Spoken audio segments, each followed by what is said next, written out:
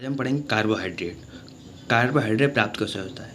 वनस्पतियाँ अपना भोजन कार्बोहाइड्रेट द्वारा प्राप्त करती हैं, राइट ना। तो वनस्पतियाँ वातावरण में से CO2, जमीन में से H2O, सूर्य प्रकाश की उपस्थिति में कार्बोहाइड्रेट बनाती हैं और ऑक्सीजन मुक्त करती हैं और एनर्जी मुक्त करती हैं, राइट ना। Carbohydrate like glucose, starch, cellulose, sugar, यानी बराबर।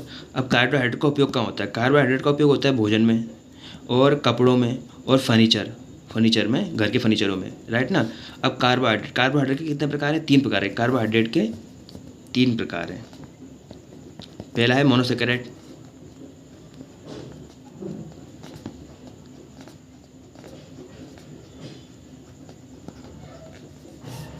दूसरा है ओलिगोसेकेराइड और तीसरा है पॉलीसेकेराइड।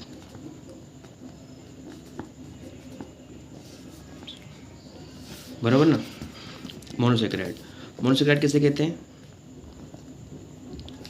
जिस कार्बोहाइड्रेट का जल विभाजन करने पर हमें सिंपल कार्बोहाइड्रेट प्राप्त नहीं होता है। जिस कार्बोहाइड्रेट का जल विभाजन करने पर अर्थात हाइड्रोलाइसिस करने पर हमें सिंपल कार्बोहाइड्रेट प्राप्त नहीं होता है, उसे मोनोसेकेराइड कहते हैं, राइट ना। मोनोसेकेराइड का जनरल फॉर्मूला होता है CnH2nOn, बराबर। अब मोनोसेकेराइड लाइक ग्लूकोज, फ्रुक्टोज, बराबर। मोनोसेकेराइड में कार्बन की संख्या कितनी होती है, 1 to 10, राइट ना। और ये हमें प्रकृति में नेचर में अकर स्वरूप में प्राप्त होते हैं, बराबर। और अगर मोनोसेकेराइड का हाइड्रोलाइसिस करेंगे तो हमें CO2 और पानी प्राप्त होगा, राइट।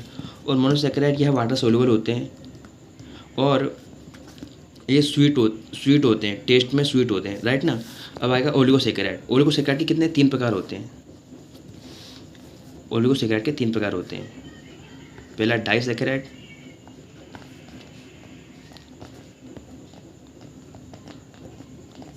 फिर आए डाइसेकेराइड, राइट ना। डाइसेकेराइड किसे कहते हैं। जिस कार्बोहाइड्रेट का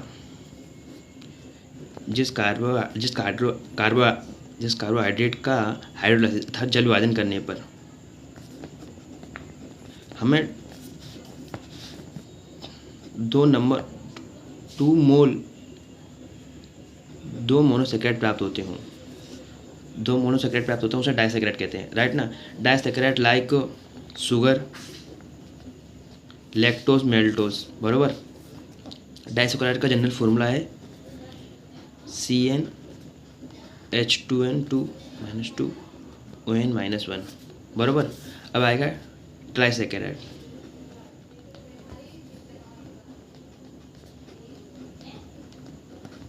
ट्राइसेकेराइड किसे कहते हैं।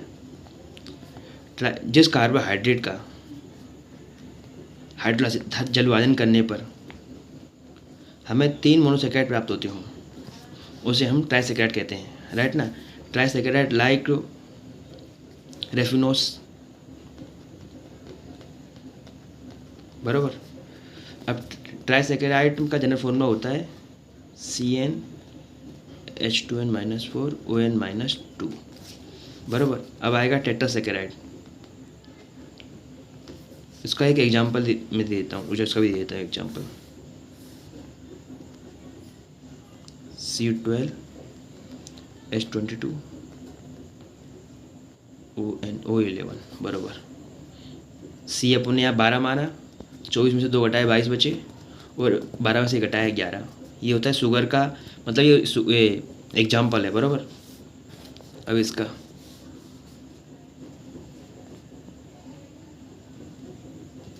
C18 माना,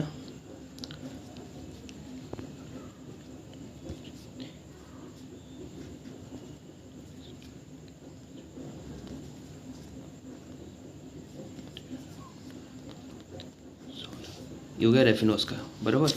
अब आएगा टेट्रासेकेराइड।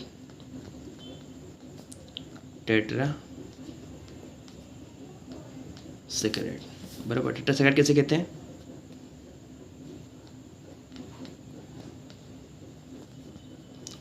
जिस कार्बोहाइड्रेट का हाइड्रोलाइसिस अर्थात जल विभाजन करने पर हमें 4 मोनोसेकेराइड प्राप्त होते हों, उसे हम टेट्रासेकेराइड कहते हैं, राइट ना। इसका जनरल फॉर्मूला होता है CnH2n-6ON-3, राइट ना। इसका एग्जाम्पल है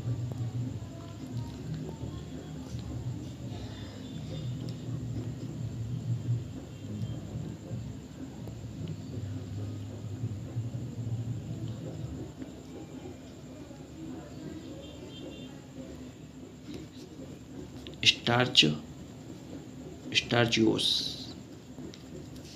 बरोबर। अब आएगा अपना पॉलीसेकेराइड।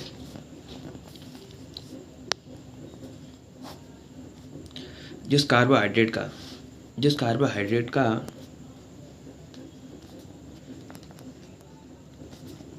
हाइड्रोलाइसिस अर्थात जल विभाजन करने पर हमें एन मोनोसेकेराइड प्राप्त होते हैं,